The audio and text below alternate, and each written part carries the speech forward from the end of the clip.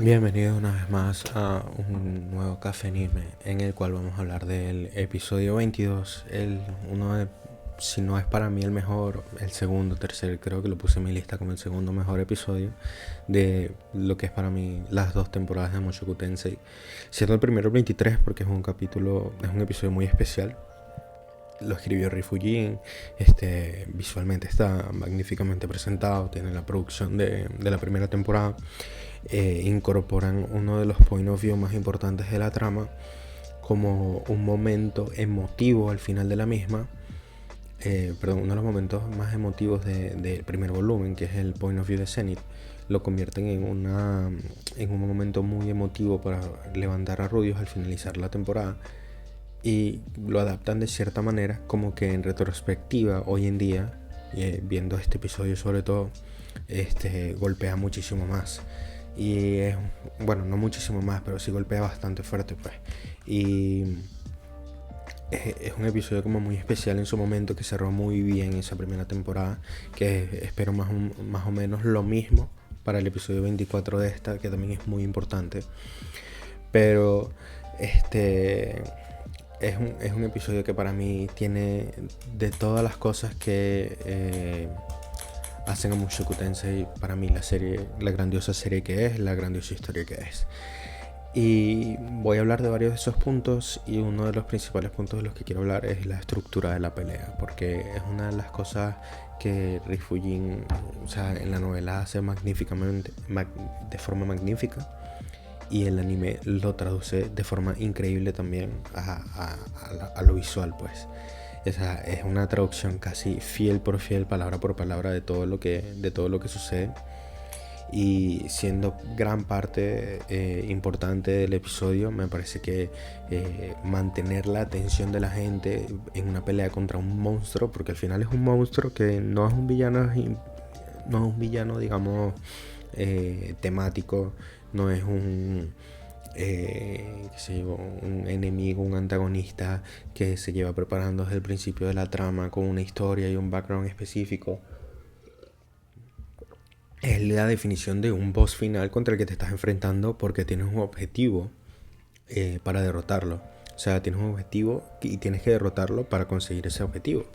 Entonces, cuando comienza el episodio, ya de una vez te introduce a esta tensión, con ese silencio, con esas voces de que sabemos los personajes de espalda, y solo escuchamos sus voces diciendo como que, bueno, están todos listos, estamos preparados, ya vamos a comenzar. O sea, como ese tipo de charla que ya te va como poniendo dentro de la tensión del episodio, porque sabes qué es lo que conlleva ese brillo rojo, ese brillo rosado que se refleja en los personajes, eso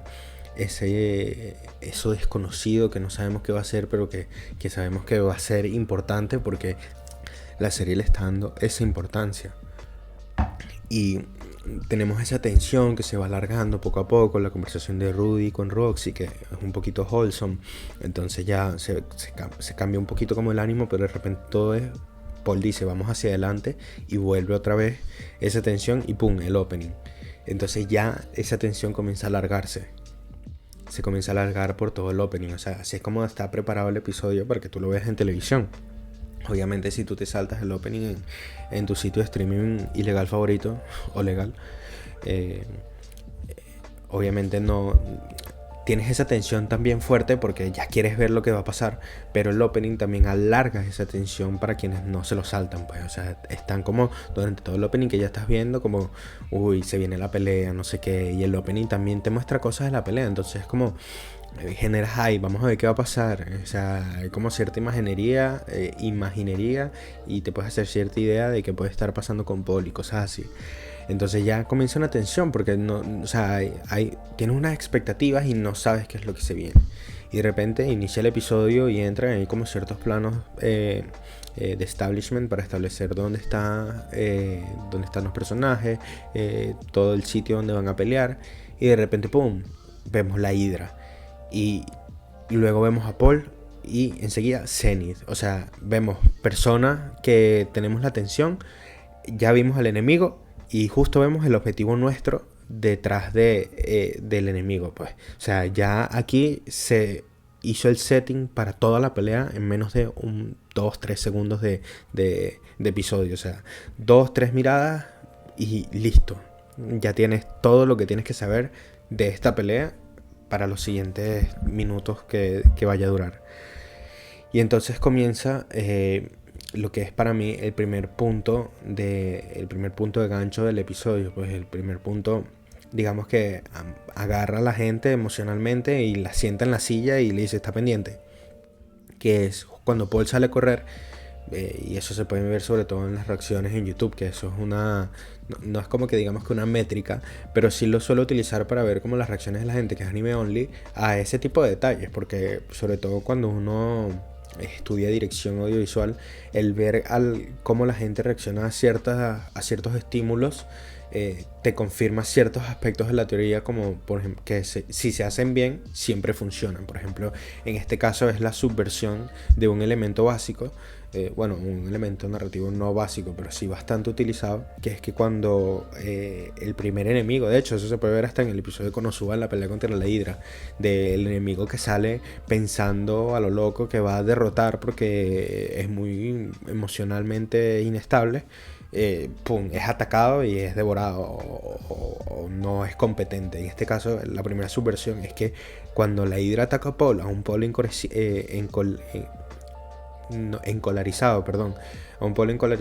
y que no debería estar en sus cabales, y Paul a ese bicharraco lo esquiva y le corta una de sus cabezas, puedes ver la reacción inmediata de la gente, incluso yo mismo viendo ese episodio, porque al final son elementos narrativos funcionales. Yo mismo viendo ese episodio es como que comenzó de verdad la acción y Paul puede hacerlo, pues, o sea, por mucho que el bicho sea un hablador, por mucho que sea el bicho no sea la mejor persona del mundo, a la hora de esto el carajo es competente, y eso es importante para personajes del estilo de Paul, del estilo de Rudius, y eso voy a hablar de Rudius sobre todo en la parte final de la pelea, que hay una decisión de Rifujin que es excelente para que el papel de Rudius en toda la pelea no sea juzgado por ese final. Entonces, al hacer a los personajes que tienen estas características, digamos, no tan positivas, al hacerlos competentes en ciertas áreas, generas que entre nosotros, igualmente, aunque ellos tengan esas cosas malas, haya cierto interés o cierto excitement, como sería en inglés, pero es que excitación no es la palabra en español, como cierta emoción que nos genera verlos hacer igualmente esas cosas en las que son competentes, pues. Entonces eso va para Paul, como para Lina Liz, como para Cliff, como para Sanoa, como para todos los personajes de la obra. Siempre hay un área en el que suelen ser más competentes que en otras, porque eso hace que cuando lleguen a hacer eso nos generen cierta emoción que ya nos haga que los personajes enseguida ya estemos más dentro de ellos, pues más conectados a ellos. Entonces, en ese momento en el que Paul corta la primera cabeza de la Hidra, se puede ver la reacción inmediata de la gente de prácticamente como el meme, pues de echarse hacia adelante para jugar FIFA. O sea, es como que listo, aquí estamos sentados, vamos a verlo. Y entonces ya empiezan a ver un poco más de detalles de la pelea que ya te dicen, o sea, prácticamente en, no sé, 1 minuto y pico, creo que es que dura ese primer encontronazo con la Hidra, te dicen todo lo que tienes que saber para el resto de la batalla. O sea, te dicen, es inmune contra la magia. Y no solo te dicen que es inmune contra la magia, sino que enseguida Talhan lanza el ataque y se dan cuenta de que no es que tenga una barrera, no es que tenga ¿cómo se llama? Una defensa en específica, sino que es inmune a la magia. Lo primero que nos dice, que nos muestra el anime, es enseguida un plano de Rudius, que enseguida hace que todos los espectadores se pregunten, ¿y qué va a hacer? O sea, este tipo que nosotros sabemos que es un mago poderosísimo, justamente ahora está inútil porque él no es bueno peleando, él no tiene otras cosas bajo la manga, él es simplemente un mago muy poderoso, pero un mago en general, y aquí la magia va a ser inútil. Entonces ya genera como ese elemento de tensión nuevo que se va añadiendo capa tras capa. Entonces de repente cuando tú dices, bueno, retrocedemos, Paul se lanza otra vez al ataque, pero ya entonces ahí viene otra subversión, porque uno pensaría como que bueno, y vuelven a atacar y van a seguir como en esa broma hasta que pase algo. De repente no, te dicen, no, mira, el grupo de ellos es bastante competente y ya saben que Paul más o menos tiene un estilo similar, se ha comportado de forma similar en otras veces. Y enseguida llaman a Jis y sabe cómo reaccionar y sabe cómo sacarlo de sus cabales. El Inalis también va y ayuda, se lo llevan hacia atrás, retroceden y viene otro punto de subversión importante dentro del episodio, que lo pueden ver también dentro de todas las reacciones de todo el mundo. Cuando ellos van retrocediéndose al círculo, otra historia, porque eso es algo que yo, en este caso, es como típico de las malas series, pues, o de las malas historias que considero yo que son esponjas de tramas o esponjas de elementos como que van sumando unos detrás de otros, y eso puede verse a través de múltiples reacciones. De hecho voy a hablar de una en específico que es de Ilu, sobre ese tema, Ilu TV, y también de unas en inglés, pero bueno, en específico este punto de esponjas de tramas, pues es lo que yo quiero decir. Es que otra historia hubiese dicho, no, de repente el círculo mágico no funciona, entonces ahora hay más tensión porque ahora no pueden escapar. Y es como, o sea, sí, podría funcionar, pero así es como normalmente escribe una historia una persona que no tiene un control total sobre el timing o el tempo o el pacing narrativo de los elementos narrativos que están presentes en una historia, porque nada construye más tensión que el no decirte las cosas implícitamente. Entonces, si tú no le dices a la gente las cosas implícitamente, su imaginación cuando ellos están viendo el episodio va a conectar puntos que quizás en otro momento no habría conectado, o que si se los dices los hace muy obvio y no tiene la misma fuerza. Y el punto que suele captar la gente en ese momento cuando ellos van a regresar, y sí pueden regresar, es que no importa que salgan, ellos tienen que volver. O sea, no es que no puedan salir, es que da igual que salgan, ellos tienen que volver ahora, porque ya vieron la amenaza, vieron el monstruo que es, vieron lo peligroso que es, lo inmune a la magia que es, y ellos tienen 3 magos.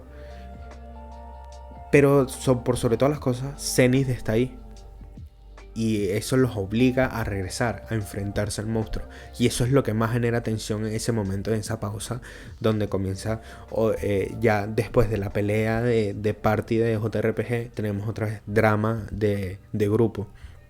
Y esta vez vuelve a confiar en la dinámica de Paul y Rudius, que se sigue construyendo, que se sigue trabajando, y esta vez nos da muchos más detalles, como por ejemplo otro detalle que tengo aquí anotado, y es que Rudius no es un narrador fiable de sus sentimientos.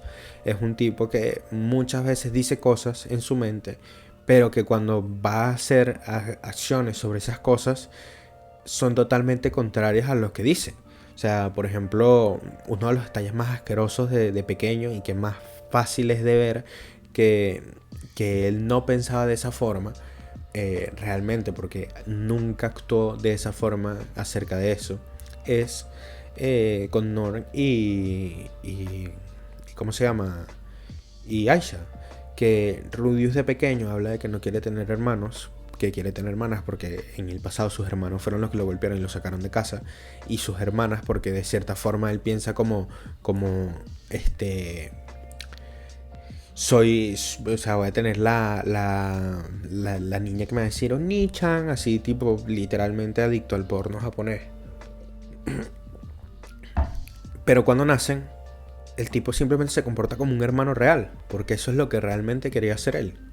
Y esa es la diferencia entre sus sentimientos reales y lo que te suele decir Rudius en la narración.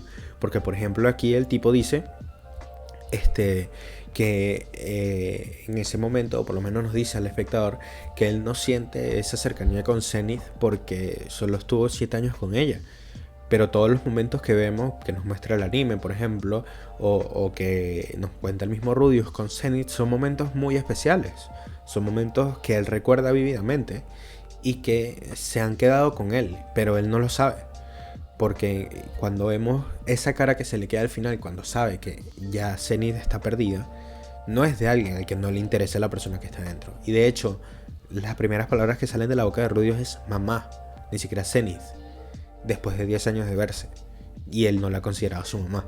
Y entonces es como, ahí te vas entendiendo que Rudius como narrador no es muy fiable en cuanto a sus sentimientos. Hay que fijarse más en las acciones que él hace para entender. O sea, sus sentimientos nos hablan como desde dónde vienen esos pensamientos más horripilantes, así, sus monólogos internos.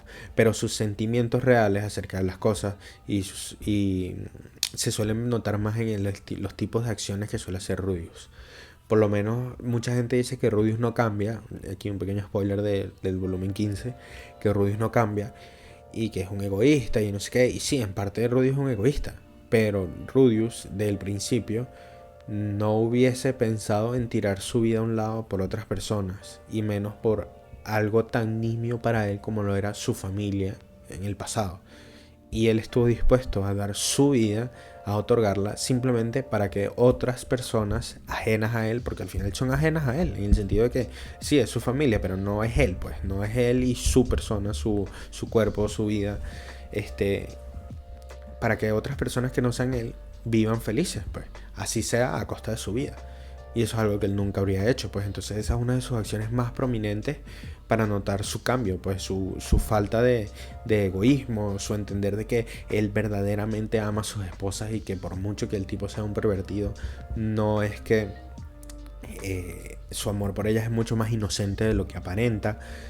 Y hay muchas instancias también donde él mismo lo dice con palabras, pero son sus acciones, sobre todo las que suelen hablar más por él.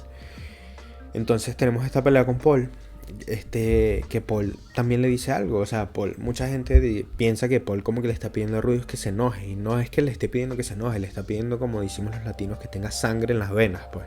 Que tenga a lo mejor que muestre ese mismo carácter que calmado, pero quizás con una voz un poco más fuerte, mostrando como que, papá, ahí está mamá, no sé qué, vamos a recuperarla, algo así, algo de ese estilo, como mostrar sangre, preocupación, que eso es algo que a Paul le molesta y que tiene sentido, porque al final es así. O sea, no es como que Paul esté equivocado realmente, porque Rudius sí está siendo frío sobre la situación por una falta de sentimientos que él no entiende, pues. Entonces, nunca hay como entre las peleas de Paul y Rudius, nunca hay un consenso de quién tiene razón y quién no, porque ambos tienen puntos a favor y ambos tienen puntos en contra, las dos veces que tienen ese tipo de discusión. Pero esta vez Rudius entiende que los sentimientos de su papá, de dónde vienen, entonces baja la guardia, está menos a la defensiva, y Paul es capaz de reflexionar a medida que se van calmando los humos, y es capaz de pedirle perdón y hablarle a Rudius como lo que es un padre hablándole a su hijo. Pero esta vez también pidiéndole algo que es una frase que voy a analizar en el video que le pienso hacer al arco de Begarit completo, que es lo que pienso hacer. Una frase que tiene un peso increíble, que es la de salva a tu madre incluso aunque te cueste la vida. Y ese sí lo voy a complementar con el Paul Gaiden, con la historia como que de Paul. O sea, voy a hacer como un pequeño resumen, porque le da mucho contexto a esa frase, y además que ya de por sí ya tiene bastante contexto dentro de la historia, porque la frase, o sea, así es como tú sabes que un escritor es increíble, porque la frase ya tiene mucho peso de por sí misma, porque no es como que Paul le está diciendo a Rudius, sacrifícate por tu mamá. Le está diciendo que tenga nuevamente esa energía, que tenga nuevamente esa determinación. Mira, si tú no piensas en que vas a salvar a tu mamá, así te mueras, probablemente termines muriéndote. Porque no vas a estar no vas a tener ese chip encendido de la situación, pues. Entonces, ya de por sí es una frase, porque además también, o sea, tiene todo el contexto de la dificultad de Paul para aparentar a Rudius. Entonces, esto es como también Rudius sintiendo que su papá lo ve como un igual, cosa que le pesaría en el siguiente momento, que es cuando tiene su depresión post muerte de Paul. Y en ese sentido es como ya tiene mucha construcción detrás, y luego ya cuando le sumas toda la historia de Paul, que eso salió que sin un videojuego, una vaina que ni siquiera formaba parte de la novela, o sea, algo que ya era peak, se volvió más peak de golpe. la historia de cómo Paul pierde a su madre y de cómo él se siente culpable porque los demás lo culpabilizan de no poder salvarla, porque su madre al final como que invertía mucho tiempo que realmente ella no tenía de vida en estar con Paul. Entonces siempre como que tuvo esa culpa, pues, y al sentir esa culpa capaz Paul nunca realmente avanzó hasta el momento en que su hijo se le presentó, o se presentó la calamidad, la calamidad mágica. Y quizás en ese momento es como que él entendió dentro de sí, Mercele, ya tengo que empezar a cambiar. Pero siempre tuvo dentro de su corazón esa espinita de no pude salvar a mi madre. Y siempre estoy pensando en eso. Y si te sucede a ti, puede que también termines como yo, lleno de arrepentimientos por cosas como esa, pues. Entonces, también se puede tomar de esa lectura, pues. Y me parece un análisis mucho más completo de lo que es el personaje de Paul. Porque es una persona llena de arrepentimientos, pero que al final no le importaron porque pudo salvar a toda su familia. Y eso era lo que más le importaba realmente. Luego tenemos otros. Luego cuando vamos a volver hacia la pelea, ya tenemos como esta resolución. Y además ya tenemos todo lo que es como este red flag enorme encima de Paul, que todo el mundo ya se empieza a imaginar como que verse esto ya suenan como últimas palabras, ese perdón a su hijo, esa última frase, esa última sonrisa, ese vamos, y el iniciar la pelea enseguida, ya todo el mundo empieza, algo aquí se está cociendo, pues algo aquí anda mal. Y ahí es cuando el segundo gancho del episodio retoma la atención de la gente y les dice, no sabes, no tienes ni idea de lo que está por pasar realmente. Y es donde agarra la atención que todo el mundo ya tenía de que Paul va a morir y se lo espera, y la jala otra vez y la tensa para que todo el mundo esté, ¿será? ¿Irá a pasar? ¿Cómo va a pasar? Si pasa, ¿en qué momento pasará? Y no simplemente es como que, ya va a morir Paul, bueno, vamos a ver qué tal. Y ese momento es cuando Paul ataca por primera vez y Rudius quema una de las cabezas y están como atacando varias veces, no sé qué, y de repente una de las cabezas va a atacar a Rudius. Rudius pide que lo cubran, él Inalí sale a cubrirlo, y cuando la cabeza está a punto de llegar al Inalí, Paul sale de un lado, le hace como un parry y le corta la cabeza y Rudius enseguida se la quema. Y ese es el segundo pincho o el segundo gancho de del episodio, pues, porque justo en ese momento es cuando todo el mundo, y vuelvo y repito, lo pueden ir a ver a las reacciones o piensen ustedes mismos en cómo reaccionaron a ese momento, la primera vez que leyeron la novela o la primera vez que vieron este episodio, porque yo incluso reaccioné así. Es como un momento demasiado de hype, porque es como que te esperas lo típico, parry, defensa y bueno, bloqueo, pero no, estamos contraatacando. Entonces ya es como que nosotros no venimos aquí a recibir, vamos nosotros a atacar, pues, a matar a esta cosa. Y eso hace que las energías de todo el episodio y de toda la gente viendo el episodio suban a millón y empiecen y esa tensión que está detrás de nuestra mente se vaya tensando, se vaya tensando, se vaya tensando, y llega un momento en el que casi que te despreocupas. A mucha gente de hecho le toma desprevenido todo el tema de que Rudius se quede parado cuando durante toda la pelea estamos viendo a Rudius ser defendido por otros cada vez que va a ser atacado, y justo en ese momento nadie llega a defenderlo. Entonces mucha gente se queda como sorprendida. ¿Y por qué te quedas parado? Y es que no, él siempre se queda parado porque no tiene la velocidad para moverse y esquivar las cabezas de la hidra, pues. Entonces vemos cómo va avanzando, pero antes de llegar a ese punto, vemos cómo va avanzando la pelea.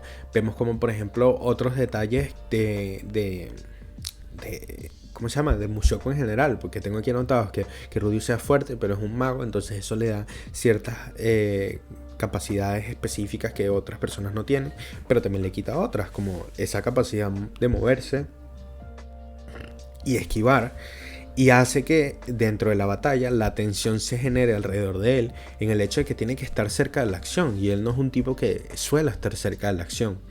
Luego que el Linealis se comporte como un tanque, la gente no suele esperárselo y actúa como una defensa también increíble, pero también que aprenda a lanzar magia, y esa magia la aprende en la universidad. Entonces es como que muchas cosas se van construyendo una detrás de otra y las vamos viendo. Ni siquiera es que te la están diciendo, no, mira, el Linealis aprendió a hacer este hechizo. No, el Linealis fue a estudiar a la universidad, sabes que está asistiendo a clases. Cuando ya te muestra un hechizo que no es tampoco del otro mundo, sino que es un hechizo básico, no te va a sorprender que ella sepa usar magia. Luego el tema de la inutilidad de Talhan durante la pelea, que eso es algo que él mismo comenta y que se trata él dejando de lado la mitad de sus ganancias, cosa que por ejemplo le sirve a Rudius. ¿Qué más? Tenemos otros elementos subvertidos como Roxy siendo la support, pero también siendo la que da el golpe final y siendo la que da uno de los golpes más importantes, que es cuando la Hydra parecía como empezar a recuperarse. Y eso es lo de los magos peleando de cerca y el elemento para generar tensión. Eso es lo que yo tenía anotado. Siguiendo con el tema de la batalla, seguimos avanzando y cuando ya parece que todo va a llegar al final, pasa esto de Rudius, ataca a Paul, o sea, la idea ataca a Paul y todo el mundo se queda como que ¿qué pasó? ¿Qué hiciste, Rudius? Y es como que te levanta, o sea, se levanta Rudius, ve la cara de la Hydra, todo el mundo está como ¿qué pasó con Paul? ¿Qué pasó con Paul? Y Rudius pone una cara de asustado. Y todo el mundo, verga, o sea, no te cagues, pues, no te cagues. O sea, Paul puede haber morido de una forma estúpida por tu culpa. Mucha gente a lo mejor lo considerará de esa forma, pues. Porque no solo el anime lo deja como cierta impresión a eso, que tienes que analizar en ese sentido, como hice yo, o sea, diseccionar parte por parte de la pelea, como para realmente entender por qué se quedó quieto. Pero mucha gente no lo hace cuando ve los episodios, simplemente es como que va viendo la continuación de lo mismo y no se detiene tipo, esto pasó por esto, a menos de que sea algo muy claro, pues, o que se den cuenta en el momento. Pero tienes esa cuestión de que Rudius se queda quieto, la Hydra ataca, está ahí, pero hay un movimiento de Refugin inteligentísimo, que es hacer que Rudius de puro instinto haga algo que, verga, que es una cosa que va durísimo, pues, o sea, que es súper badass, que es que le metió la mano en el ojo a la Hydra, le destruyó por dentro, pierde su brazo en el camino, y en el camino le grita a Roxy, o sea, y mientras va cayendo le grita a Roxy para que termine lo de la Hydra, o sea, literalmente en ese momento ya Paul estaba muerto. Si Rudius no hacía eso, morían todos, pues, porque entre todos no creo que nadie pudiese destruir el cuello de la Hydra. Y, o sea, literalmente los iban a matar a todos, pues, o sea, esa maniobra que hizo Rudius ahí fue lo que los salvó, literalmente, pues. Entonces, nuevamente, hiciste a esta persona cometer un error, pero también le hiciste competente enseguida para enmendar de cara al público ese error, o sea, enmendar narrativamente. Para no decir, pero es que pudo haber sido otra cosa, no sé qué.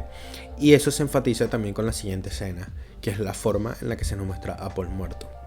Y es que no hubiese habido nada más perjudicial para la muerte de Paul que hacerlo tener palabras finales, y una muerte lenta con Rudius llorando y Paul diciéndole palabras a Rudius. O sea, no habría habido nada peor para esa muerte que eso, porque hubiese dejado a Rudius mucho peor.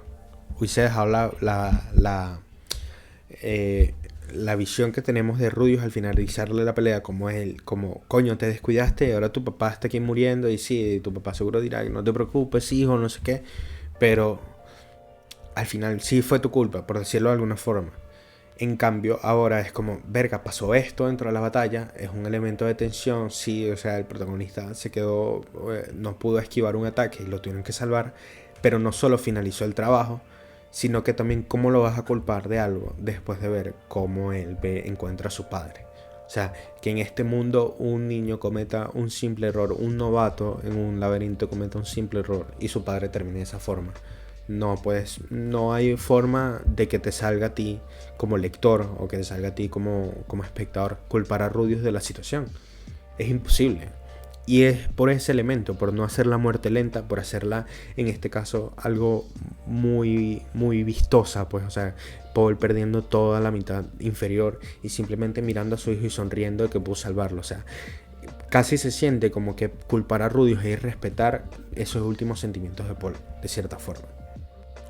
Entonces es como es muy importante que en ese momento todo sea como lo transmitió el anime, como, o sea, pasó literalmente, fue un shock para todos, un shock para Rudius, no sabe ni cómo tomárselo, silencio, incomodidad, vámonos, no me lo creo, cómo le comunicó esto ahora Lilia, cuando Lilia abraza a Rudius es una escena, a ver, que a mí me duele muchísimo porque Lilia es este personaje que no suele ser tan valorado ni siquiera por los propios fans de la historia, y el anime a mi parecer le está haciendo una justicia increíble. De hecho, mucha gente vi comentarlo en Twitter y eso me conmovió de cierta forma porque es una forma de darle importancia a un personaje que a lo mejor incluso yo mismo tampoco le he dado la importancia que tiene dentro de la historia. Y ese episodio me conmovió esa escena porque nunca lo vi de esa forma. De que Lilia es como esa figura materna real de Rudius, es la persona que más comparte con él como realmente como madre, pues.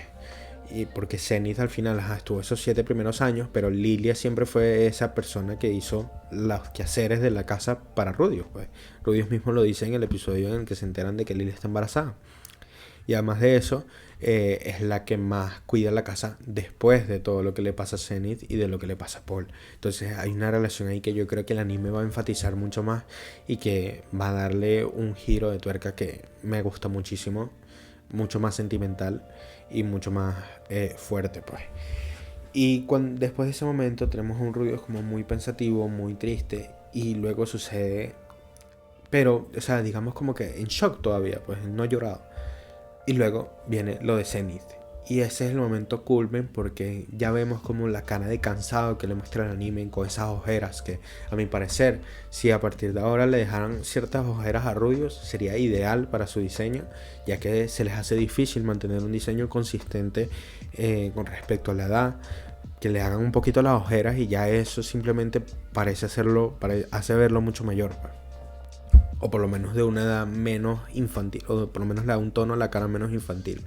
Entonces tienes como sigue diciendo, tienes a este Rudius ya con ojeras, o sea, como que alegrándose, que con una cara de casi de alivio, pues de alivio de que no, pero no de gracias a Dios mi mamá se levantó, sino que gracias a Dios todo no fue en vano. De cuando Zenith se levanta y cuando se ve que no puede emitir palabras, que no puede hablar, que no tiene recuerdos, que no sabe nada de lo que sucede a su alrededor, la cara que pone Rudius de terror. Y es que simplemente me faltó el diálogo, que espero que lo pongan en el siguiente episodio, de ahí fue cuando se me rompió el corazón. Ese diálogo me parece importantísimo para lo que es el personaje de Rudius y para lo que es la diferencia entre el tipo que nosotros venimos pensando que es Rudius realmente en su mente y el tipo que realmente es Rudius con todo y sus recuerdos en la actualidad. Y es que un tipo como el Rudius del pasado nunca habría dicho algo como que ahí se me rompió el corazón. El tipo fue botado de su casa, le destruyeron su computadora, que era como la cosa más importante para él en su vida. Y lo que más le dolió era su resentimiento. O sea, él más tenía su resentimiento de no poder volver a conseguir todo eso. Y ese mismo resentimiento que tenía hacia los demás aquí se convierte en arrepentimiento.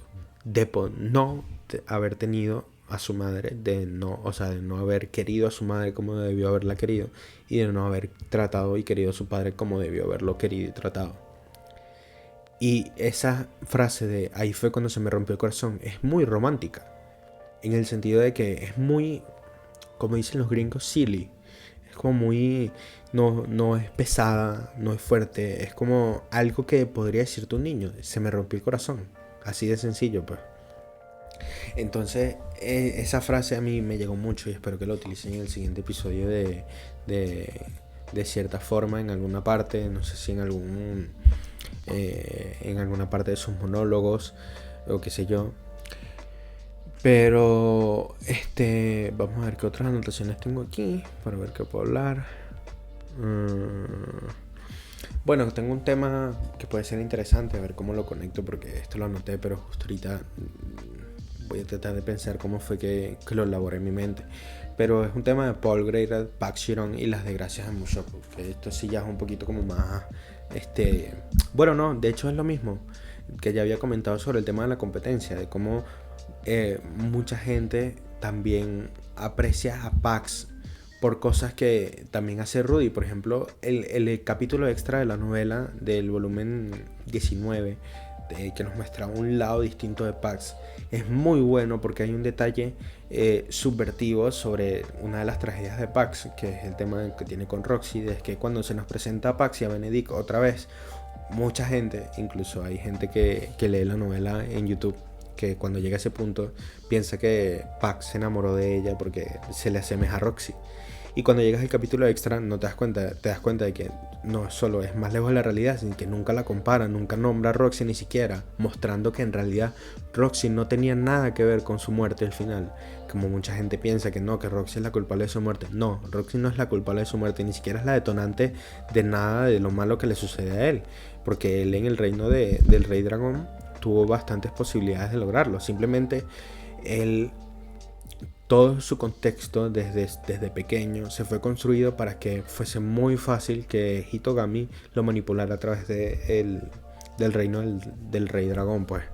Entonces, él no tuvo no solo esa facilidad que tuvo Rudius de cierta forma con respecto a conseguir las personas o tener a las personas adecuadas alrededor de tu vida, sino que cuando las tuvo ya era como en un momento muy vulnerable también para él, donde era muy fácil de manipular porque estaba buscando resultados no solo para él, sino también para otra persona, para poder casarse con Benedicte, que esta vez era la persona que le había levantado los ánimos a él, que lo había hecho ser una mejor persona.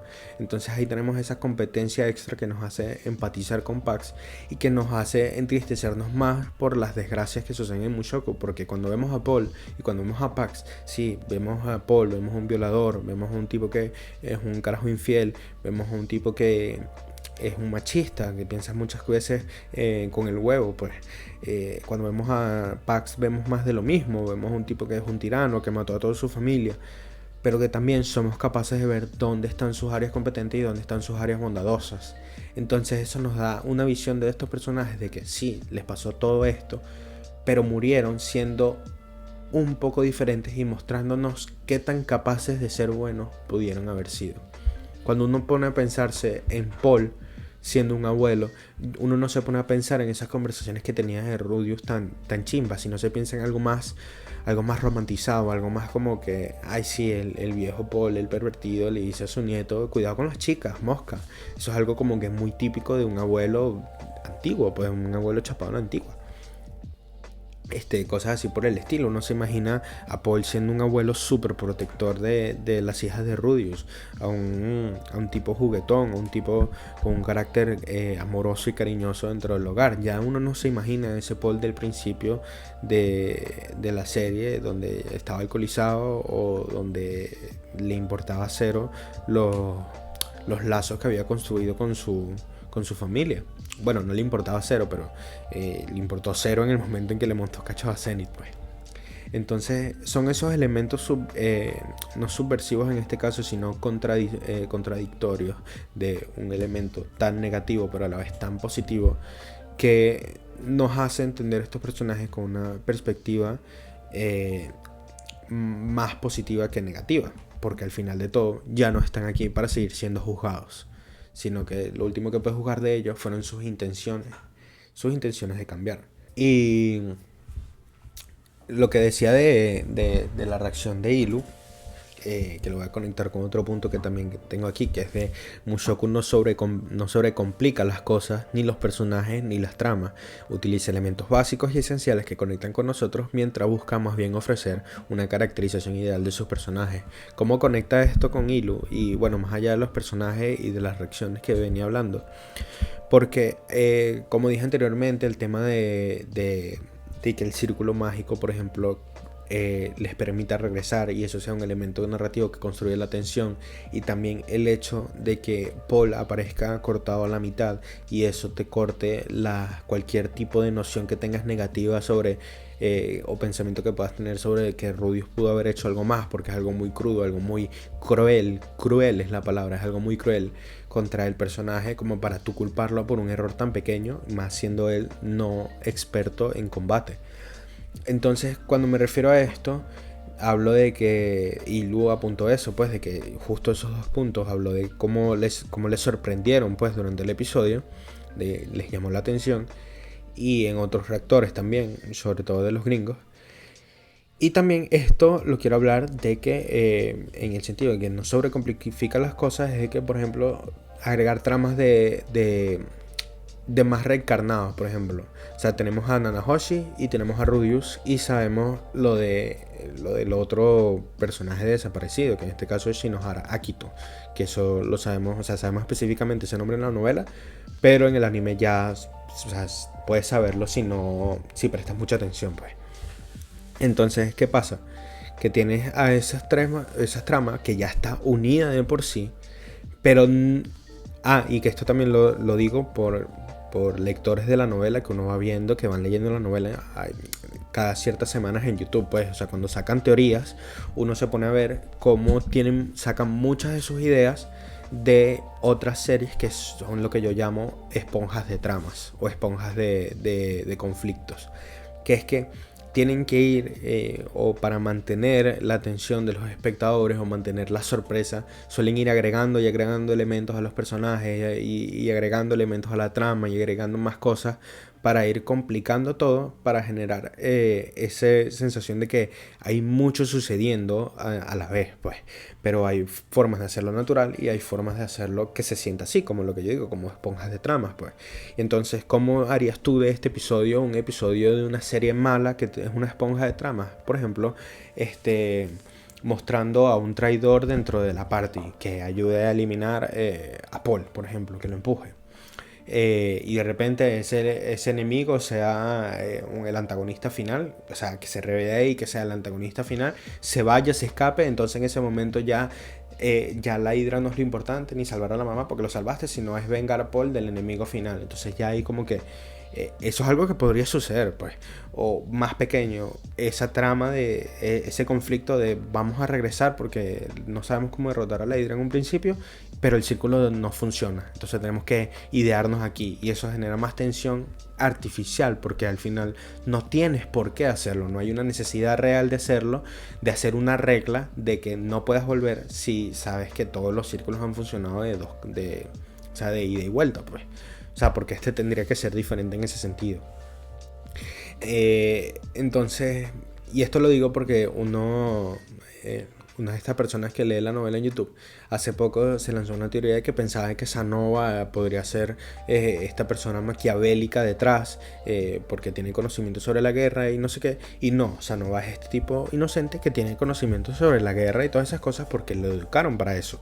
Pero su personalidad no tiene nada que ver con ese elemento. No tienes por qué ser un espía o alguien maquiavélico para ser de la forma en la que es él. Pues entonces ese tipo de detalles de que sí, esta es su trama, pero no te la sobrecomplico, no te le agrego elementos como para que tú vayas viendo, no agrego otro reencarnado que de repente en vez de estar conectado a esta trama, de repente sea un enemigo tuyo porque es una persona que te odia ya, pues porque piensa que tú deberías hacer las cosas distinto y te quiere matar, por así decirlo, que eso también sucede muchas veces. Entonces, como no te sobrecomplifican eso. El enemigo es la Hydra porque el boss es la Hydra y es un misterio en ese sentido, pero no es un misterio como que hay un grupo de enemigos que van por ahí escondiendo y secuestrando a la mamá del protagonista. Y no, todos son elementos naturales que han sucedido. Pasó este accidente, tu mamá terminó aquí, te jodiste, pues, o sea, tienes que hacerlo.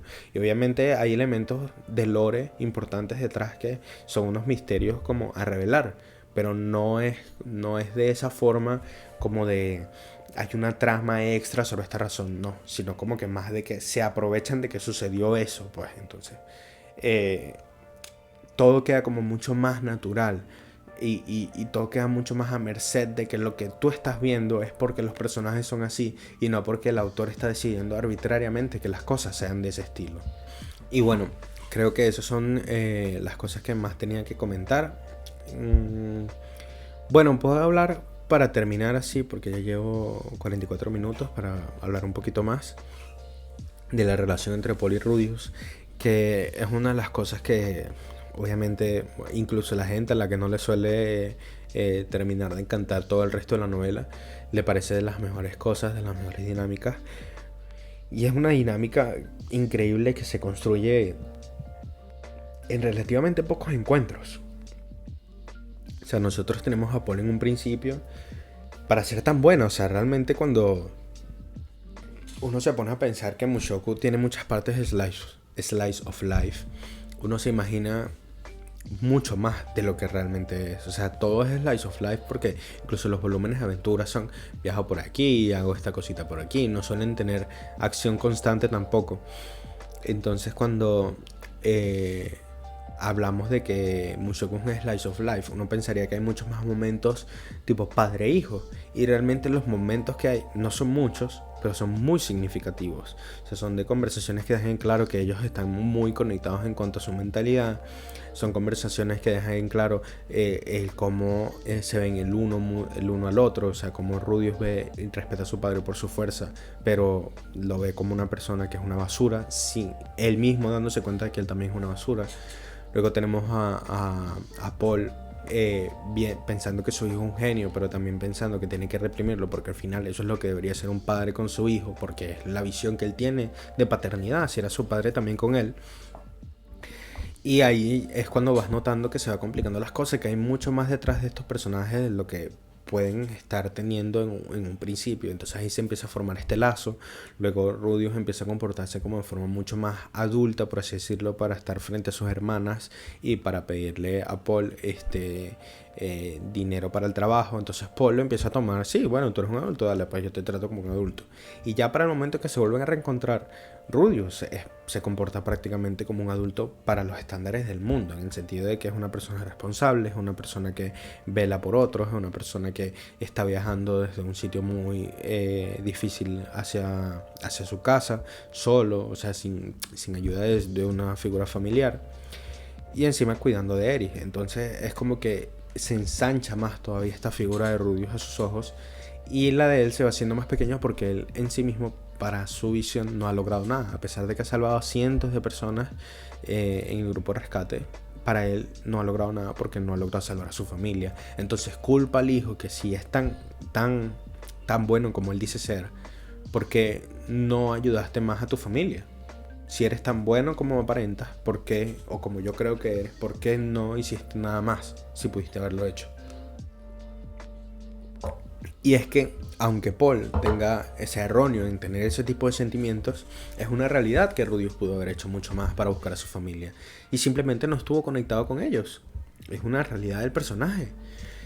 Y eso hace que este conflicto entonces tenga nuevamente dos personas que la están tanto equivocadas como tienen la razón, porque Rudius tampoco se la pasó jugando y tuvo momentos de tensión y tuvo momentos de peligro y luego continuó a tener momentos de peligro durante su viaje que incluso lo pudieron haber dejado muerto, como fue el encuentro con Orsted.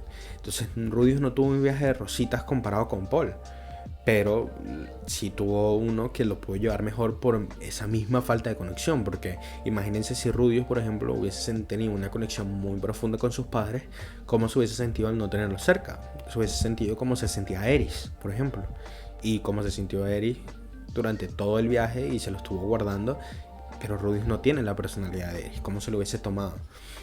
Entonces ahí tienes también como esa perspectiva diferente entre ellos dos, que es totalmente diferente el uno del otro, pero que también está conectada en el punto de que no hay nadie que esté realmente mal. Simplemente antes es un malentendido. Y los malentendidos se solucionan. Entonces cuando una vez se soluciona ese malentendido, ya vemos que o sea, es como otra pausa. Es como cuando Paul muere sabiendo nosotros que fue la mejor versión posible como padre hasta ese momento, en ese momento, o sea, dándolo todo por su familia, salvando a su hijo. Bueno, en este caso, Paul pidiendo perdón, llorando frente a su hijo, y nosotros dejándolo de ver. Estamos dejando de lado a Paul mientras nos está mostrando ese cambio a esa mejor versión suya. Entonces cuando nosotros llegamos nuevamente a verlo en Megarit y vemos esta versión toda echada hacia abajo, toda como pidiendo perdón a Rudeus, pero a la vez estando como agradecido que está ahí, a la vez estando feliz de verlo reaccionar con Lilia, se empiezan a mezclar dos tipos de sentimientos distintos. Esta alegría de ver a Paul salir adelante, pero esta tristeza de no haber logrado todavía sus objetivos, pues, y esta tristeza que carga consigo de pedir perdón, de estar triste, de tener esa carga consigo que le va comiendo, digamos, la mente de cierta forma, porque a pesar de que Paul no lo demuestre, esa carga siempre le ha pesado en su mente, de no poder salvar a su familia. Y en ese momento empiezas a encariñarte muchísimo más con la figura de Paul. De hecho, siempre cuando voy a leer el volumen 12, lo he leído 4 veces ya, el volumen 12, porque yo he leído la novela 4 veces. La primera la leí la web novel completa. La segunda vez me leí la web novel, creo, o la light novel, por ejemplo, desde el volumen 8, que comenzaba en la universidad en ese momento. O sea, ahí todavía no había leído el volumen 7, desde el volumen 8 hasta el volumen...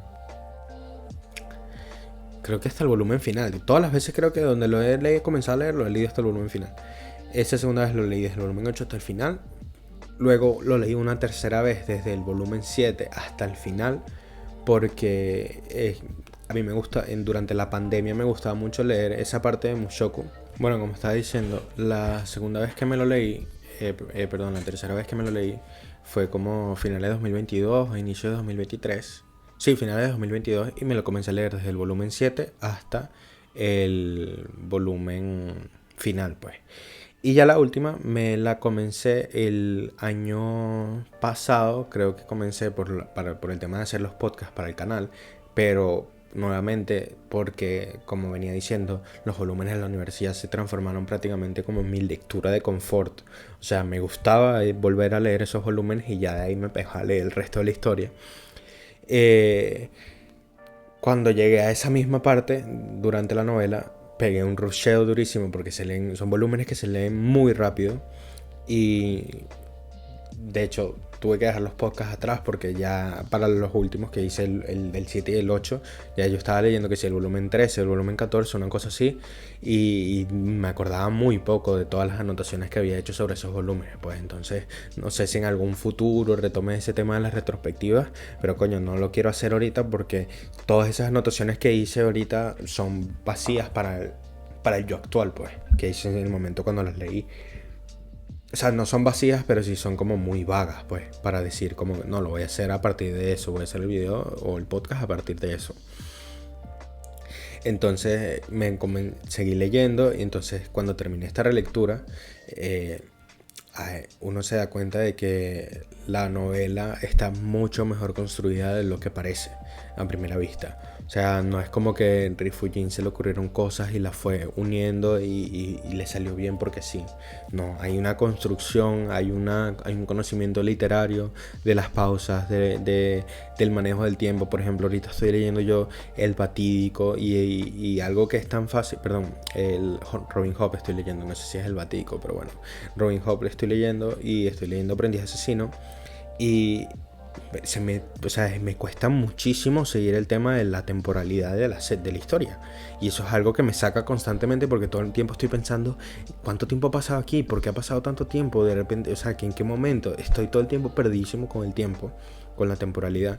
Entonces es algo que Mushoku está súper sencillo. O sea, en cualquier momento puedes decir, esto pasó en tal volumen, esto pasó en tal momento, esto pasó en tal momento. Tú ahorita me preguntas tipo, ¿en qué momento qué sé yo, Traspié tuvo cierta conversación con Molly? No sabría decirte si fue al principio del libro, a la mitad, o a 3/4 que estoy ahorita, porque no, todo se está como uniendo en un pegoste gigante por ese mismo tema de no tener claro, mira, cuando y Traspié tenía 8 años, tuvo esta conversación. Cuando Traspié tuvo 9 años, tuvo esta conversación.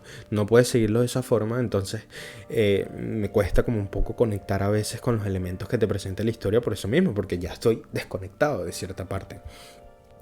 Y entonces hay como muchas cosas que agradezco de esta novela y sobre todo de las narraciones. Para las peleas son una cosa espectacular. Mucha gente critica las de Sanderson, por ejemplo, y a mí nunca se me hicieron pesadas, excepto cuando ya era como más hacia el final. No se me hacía pesado, sino que era como un poco difícil de seguir en ese tipo de narración. Y en cambio las de Mushoku, o sea, literalmente es lo que te imaginas, es lo que por ejemplo el anime ha llevado a pantalla. Cuando tú ves el punto de inflexión 2, la pelea de Orsted contra todos los demás, es literalmente lo que ves en pantalla, casi una copia también literal de lo que se está diciendo el libro, porque es muy fácil de seguir y es algo que en ese sentido eleva muchísimo a toda la historia, el que la escriba alguien que sepa de lo que está escribiendo, pues que deliberadamente escoja. Obviamente cuando tú lees por ejemplo Old Dragon Tale o cuando ves los point of view de otros personajes como Geese, como Badigadi, su punto de vista, su conversación, su forma de hablar, su forma de pensar es muy diferente a la de Rudius, y es donde más se ve que Rifujin no escribe las cosas por escribirlas. O sea, no escribe las cosas porque Rudius es un pervertido o Mushoku es un isekai harem. No, las escribe porque él decidió meter una gran historia dentro de todos esos elementos narrativos que durante toda su etapa, digamos, de salida han sido muy criticados. Entonces creo que no tengo mucho más que decir. Bueno, sí, bueno, no, porque no, o sea, sí podría seguir hablando un poco más de la relación de Rudius y Paul, pero tampoco quiero hablar mucho de los elementos a futuro, pues, porque esto es un podcast más centrado en lo que sucedió en este episodio, y la verdad es que como episodio de anime a mí me parece espectacular. Es una de las sin duda es una de las mejores experiencias que yo he tenido viendo un episodio de anime. O sea, sentí tensión, sentí tristeza, sentí felicidad, sentí hype, sentí de todo. Y lo mejor es que fue sabiendo todo lo que iba a pasar, pues, o sea, solo creo que lo del G5 me hizo sentir así, de One Piece, y de Shingeki, quizás el episodio este de donde se revela todo lo de Eren, que es un episodio así con una tensión que se va construyendo, que tiene elementos de hype, que tiene elementos de tristeza, que tiene elementos de sentimentalismo, de wow, ¿qué va a pasar? Creo que este es uno de esos episodios así a esa misma altura, pues, o el Turning Point 1, el punto de inflexión 2 de Mushoku también, el episodio 21, que es uno de esos que simplemente se te queda grabado en la retina y que puedes recordar, verga, cómo te sentiste cuando lo viste por primera vez. Y bueno, creo que no tengo mucho más nada que conversar. Espero poder subir este podcast hoy mismo y espero que les haya gustado. Nos vemos en la siguiente.